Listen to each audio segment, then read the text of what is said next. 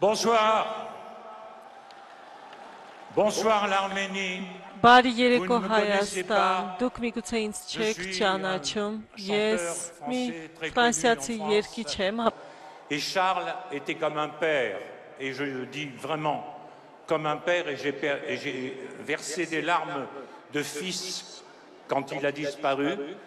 Et l'obsession de Charles Aznavour, c'était le temps qui passe. Il a écrit la moitié de ses chansons, d'une manière ou d'une autre, parlent du temps.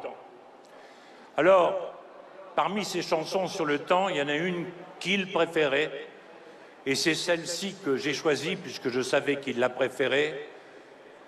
Je vais vous la chanter, accompagné par monsieur Éric Berchot, qui est le pianiste de monsieur Charles Aznavour. Et je vais la chanter, cette chanson s'appelle « Sa jeunesse ».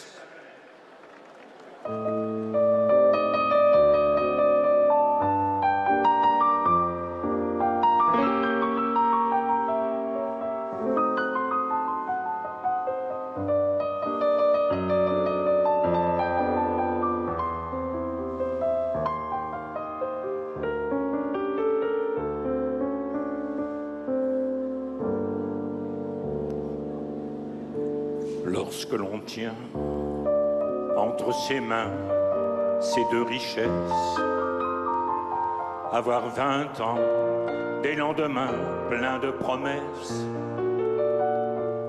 quand l'amour sur nous se penche pour nous offrir ces nuits blanches, lorsque l'on voit loin devant soi rire la vie, riche d'espoir, brodé d'espoir et de folie,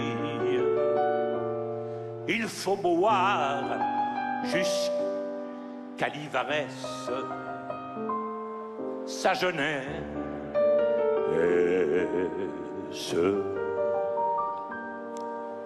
car tous les instants de nos 20 ans nous sont comptés, et jamais plus le temps perdu ne nous fait face.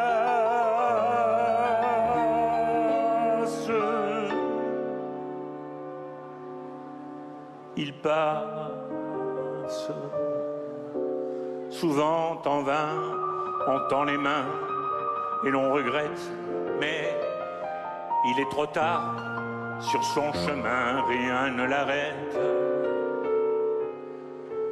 On ne peut garder sans cesse sa jeunesse.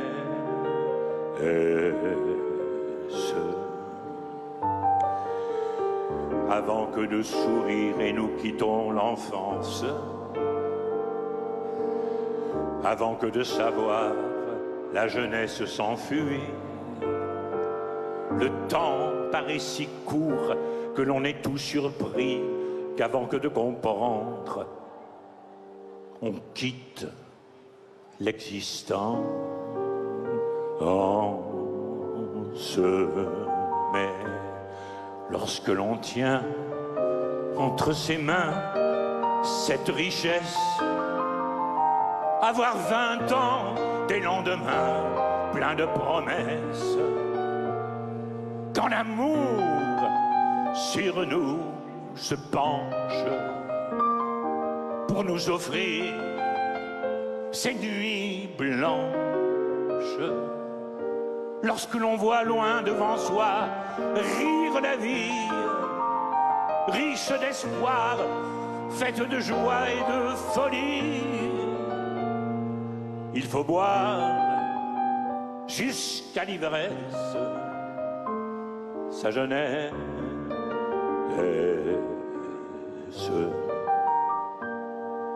car tous les instants de nos 20 ans nous sont comptés, et jamais plus le temps perdu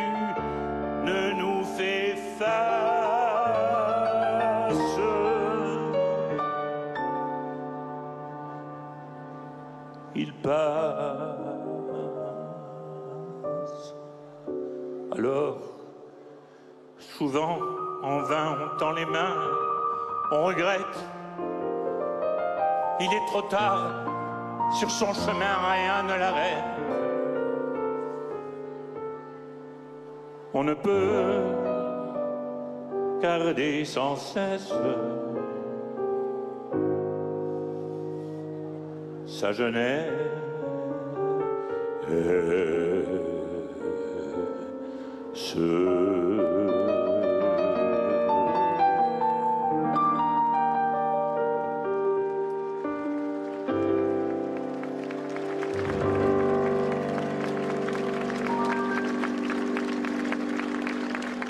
Alors, on m'a demandé, pour des raisons particulière de vous parler un peu de Charles. Charles, il m'a tout appris dans le métier, il m'a guidé dans mes expériences, il m'a guidé dans mon ambition, il m'a guidé dans mes erreurs.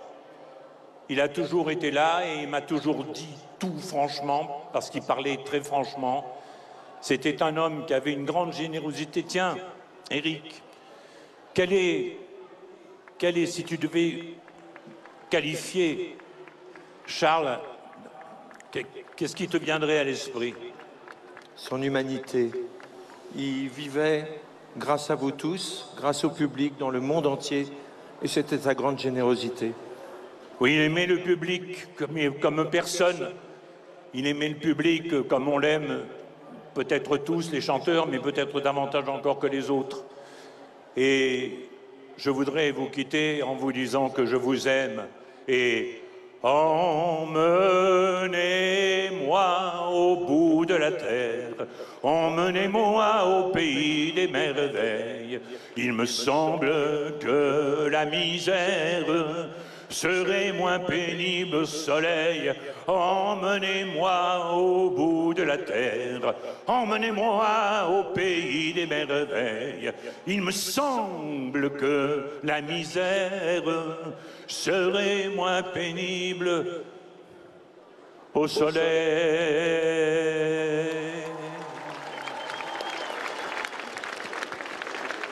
Merci à vous, ils sont toujours pas prêts, j'ai l'impression.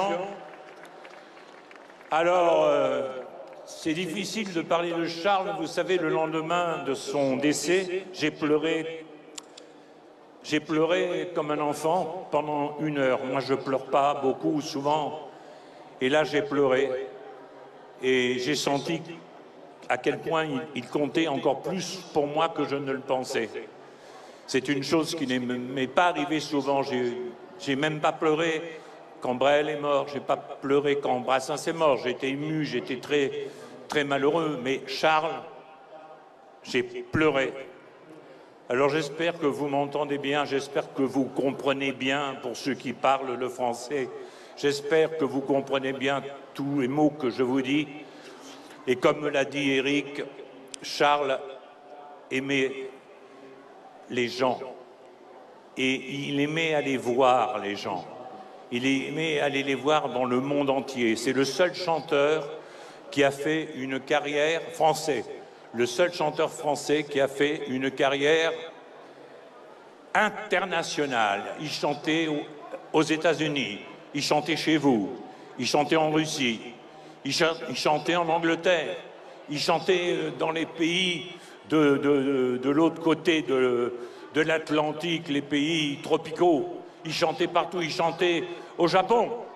Alors d'ailleurs, il venait de chanter au Japon quand malheureusement, c'était peut-être l'effort de trop, l'effort supplémentaire qu'il n'a pas supporté. Parce que, hélas, c'est quelques jours après parce que le Japon, c'est 22 heures de trajet, aller et retour pour un homme de 94 ans, c'est pas facile. Alors je pense que ça a été pas facile, ça a été difficile, ça a été plus que difficile. Et je pense que c'est de ça qu'il a fini par... Il aurait aimé atteindre 100 ans parce que sa race, il était né dans un coin de votre pays où les gens deviennent très vieux.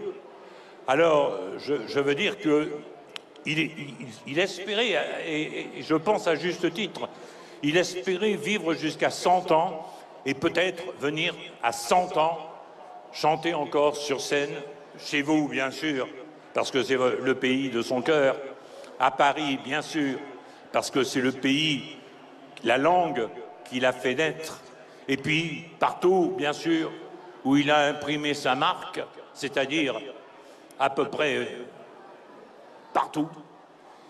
Et voilà, c'est tout ce que j'avais à vous dire. J'espère que maintenant, ils sont prêts. Voilà, ils sont prêts. Alors je vous dis au revoir.